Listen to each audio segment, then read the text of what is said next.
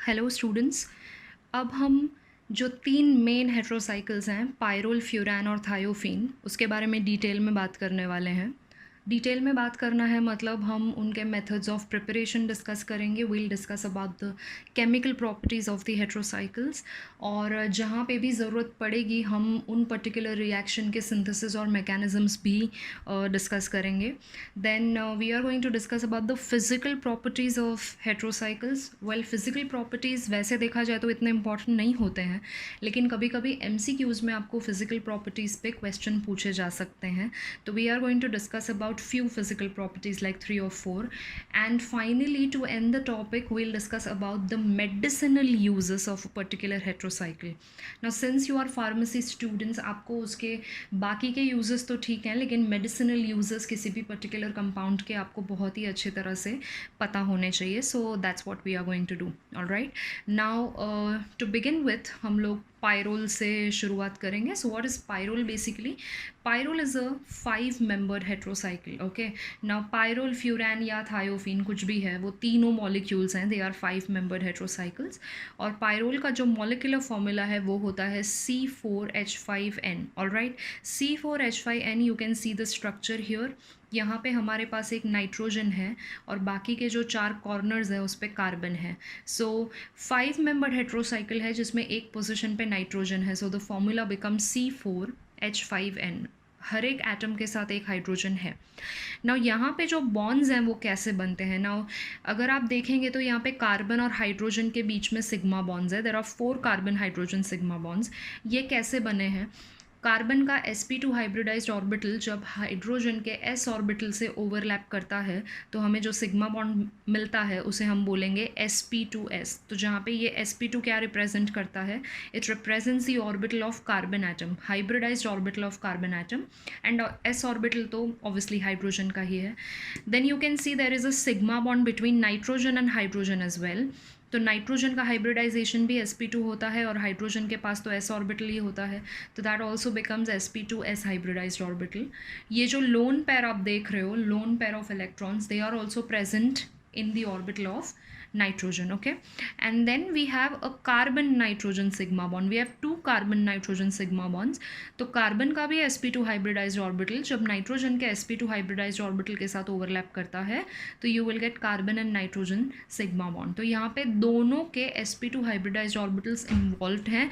That is why we have written it as sp2sp2. All right, so यहाँ पे सारे के सारे जो बॉन्ड्स हैं वो बेसिकली सिग्मा बॉन्ड्स हैं. लेकिन ये जो सिग्मा बॉन्ड्स हैं उनके टाइप क्या क्या हैं? There are 2 types of sigma bonds. One is sp2s sigma bond and the other one is sp2sp2 sigma bond. Okay, now ये जो पाई बॉन्ड्स प्रेजेंट हैं, पाई बॉन्ड्स जैसे आपको पता है they are form by lateral overlap, और जो sigma bonds होते हैं वो कैसे बनते हैं? They are form by axial overlap. तो इसके लिए जो सिग्मा बॉन्ड्स होते हैं they are very very strong when compare to pi bonds. Lateral का मतलब है साइडवेज ओवरलैप है ये. तो पाई बॉन्ड्स काफ़ी ज़्यादा वीक होते हैं, और पाई बॉन्ड्स वीक होने की वजह से ही जब हम रेजोनेंस लिखते हैं तो we always delocalize pi bonds. We never shift और we never delocalize sigma bonds except the hyperconjugation. Okay, so this is about the orbital structure of pyrrole. All right, now let us quickly talk about the methods of preparation. Now this is something which you have to do it really carefully क्योंकि ये बहुत ही ज़्यादा important होते हैं methods of preparation.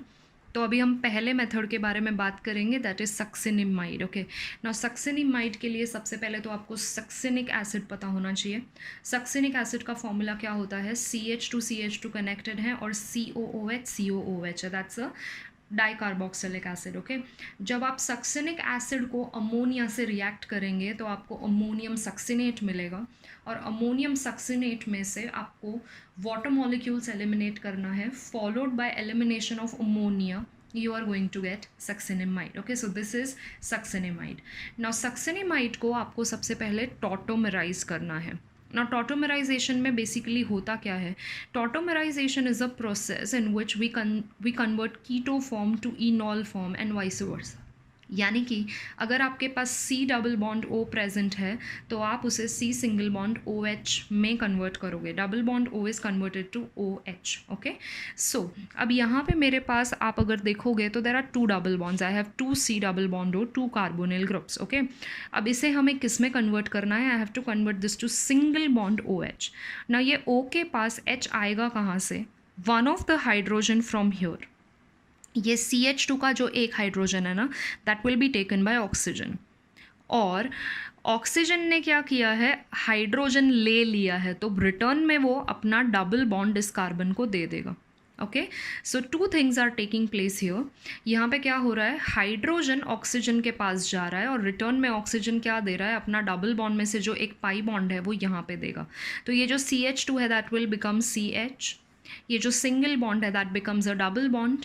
And C, ये जो double bond है वो हो गया single bond and it becomes OH. All right, same thing happens here as well. तो यहाँ पे भी आपको सेम चीज़ मिलेगा. I am sorry, there is a double bond here. Okay, so this is now enol form. अब इसको enol क्यों बोलते हैं? Because I have a double bond and alcohol, ene and ol, that is why it is called as enol. Okay, so पहले हमने succinimide का tautomerisation किया तो हमें उसका इनॉल फॉर्म मिला. ना फाइनली हम लोगों को क्या करना है?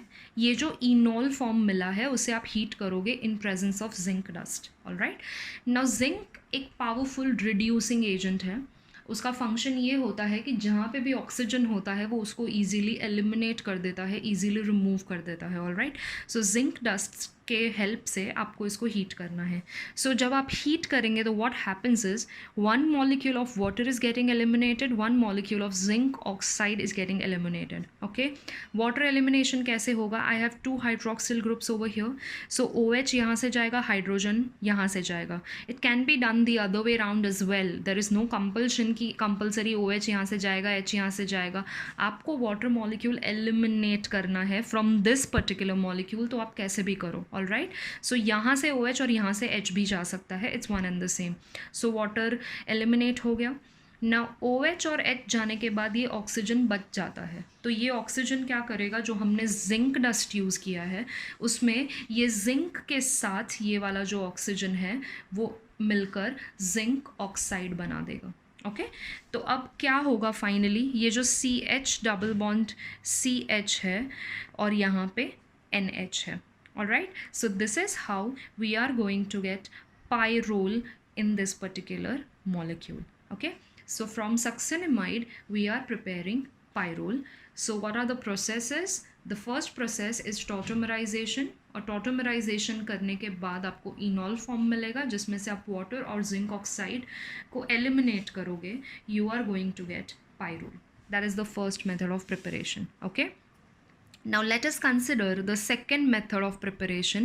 Second method है from succinaldehyde.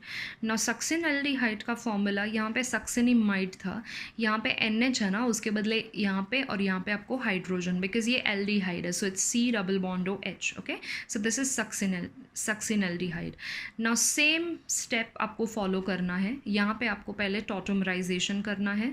तो आप टॉटोमराइजेशन करोगे तो क्या होगा? अगेन ये वाला जो एक hydrogen that will be taken by oxygen. Oxygen is going to give its double bond here. Okay, so tautomerization करके आपको ऐसा कुछ मिलेगा. All right, now अब आपको क्या करना है? You are going to add a molecule of ammonia to this. आप ammonia molecule इसके अंदर add करोगे. राइट, अब अमोनिया मॉलिक्यूल ऐड करने के बाद क्या करना है आपको? You are going to eliminate 2 water molecules from this.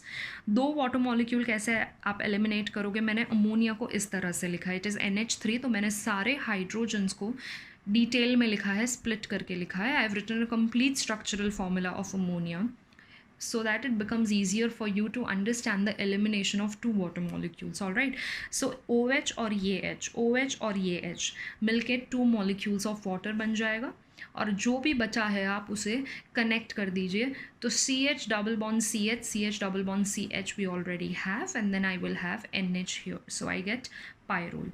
all right, so this is how I can prepare pyrrole from succinaldehyde as well. all right, now let us talk about the next method of preparation. now the next method is from furan. Now this method is quite easy. अब furan आपको पता है कि it is also a 5 member heterocycle but it has oxygen. Okay, furan को आप ammonia के साथ react करोगे. ओके, नाउ अमोनिया एक गैस है, और जब हम गैस के साथ कोई भी रिएक्शन करते हैं तो you all know that temperature required is really very high. Okay, and since ammonia is a gas, this reaction is done in presence of Al2O3. Now Al2O3 क्या करेगा? Al2O3 एक solid substance है. Al2O3 is going to provide its surface for ammonia molecule to get absorbed on it. Ammonia gas है, वो ऐसे ही react नहीं कर सकता है, वो स्प्रेड होगा. ओके, तो उसको रिएक्ट करने के लिए आपको एक सरफेस की ज़रूरत पड़ेगी. This is an example of adsorption. Alright, तो अमोनिया क्या करेगा? अमोनिया Al2O3 के सरफेस पे जाके स्टिक हो जाएगा, एड्जॉर्ब हो जाएगा, and then the reaction will take place. Well, reaction is quite simple. You are just going to eliminate a molecule of water like this, और यहाँ पे ऑक्सीजन के बदले you will have NH. Okay, so that is how pyrrole can be prepared. Now the next one, very important, it is called as Paal Knorr synthesis. Now Paal Knorr synthesis आपको तीनों हेट्रोसाइकिल्स के लिए करना है. आपको पायरोल के लिए करना है, जो कि मैं आपको यहाँ पे बता रही हूँ. Same way you are going to do this mechanism for furan as well as thiophene. So it is really important and it's pretty easy also. Okay, so I have mentioned here that you have to do the mechanism of this. Now यहाँ पे हमको basically pyrrole तो नहीं मिलेगा, but हमें substituted pyrrole मिलेगा. Okay, because ये जो मैकेनिज्म है उसमें हम जो कंपाउंड यूज़ करते हैं वो होता है 2,5 डाइकीटोन. ऑलराइट, और 2,5 डाइकीटोन, कीटोन में तो अल्काइल ग्रुप्स होते ही हैं. So since we are preparing pyrrole from ketone, you are going to get a derivative of pyrrole. Okay, आपको सब्सटीट्यूटेड पायरोल मिलेगा. So this is my 2,5 diketone. I have written R1 and R2. कोई ज़रूरी नहीं है कि ये दोनों अलग अलग हों, ये सेम भी हो सकते हैं, but since we are writing the mechanism, in order to avoid the confusion, I am taking different alkyl groups. Okay, alkyl groups can be same, it's absolutely fine with that. Now first step में हम क्या करने वाले हैं? हम amine लेंगे. Okay, we are taking primary amine here. I have written R3. As I said, these alkyl groups can be similar, but क्योंकि हम mechanism लिख रहे हैं, you should not get confused. That is why I am taking all the 3 different alkyl groups. Okay, so first step is protonation followed by attack of nucleophile. Okay, the two things are taking place simultaneously. अब ये जो nucleophile क्यों है? ये nitrogen पे lone pair है. Lone pair होने का मतलब है कि वो इलेक्ट्रोनेगेटिव है, और न्यूक्लियोफाइल इलेक्ट्रोनेगेटिव या इलेक्ट्रॉन रिच होते हैं. So of course this is going to attack to carbonyl carbon. Okay, carbonyl compounds undergo nucleophilic addition reactions. You have to remember this, because ये वाला जो कार्बन है it is attach to oxygen. तो oxygen क्या करेगा? Carbon से electrons pull करेगा, as a result of which oxygen acquires negative charge, carbon becomes delta positive, यानी कि कार्बन का नेचर इसमें इलेक्ट्रोफिलिक है. तो that is why carbonyl compounds undergo nucleophilic reactions. And why nucleophilic addition? Because उनके पास double bond होता है. तो जिनके पास मल्टीपल बॉन्ड्स होते हैं वो कंपाउंड्स में एडिशन रिएक्शंस होते हैं. Alright, so this nucleophile is going to attack to this position. अब क्या हो जाएगा? ये वाले कार्बन का वैलेंसी ऑलरेडी कंप्लीट है, 1 2 3 and 4. Now I am bringing the 5th group. ना उसकी वजह से ये काफ़ी अनस्टेबल हो जाएगा. So this pi bond is going to get delocalised over oxygen, या फिर हम ये बोल सकते हैं कि ऑक्सीजन इलेक्ट्रोनेगेटिव है, जिसकी वजह से वो इलेक्ट्रॉन्स को अपनी तरफ पुल कर लेता है. ऑलराइट, सो कार्बन का वैलेंसी भी यहाँ पे सेटिस्फाइड होगा. ये हो गया एक पार्ट, न्यूक्लियोफिलिक अटैक.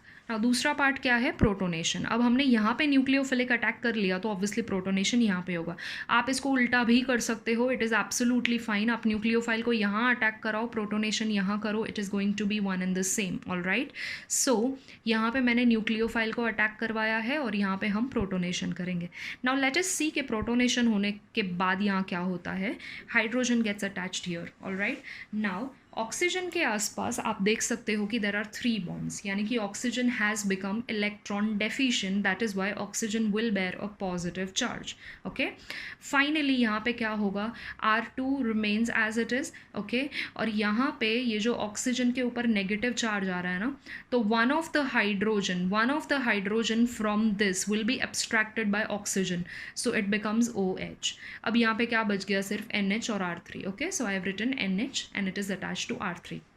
अब क्या होगा, now cyclisation will take place.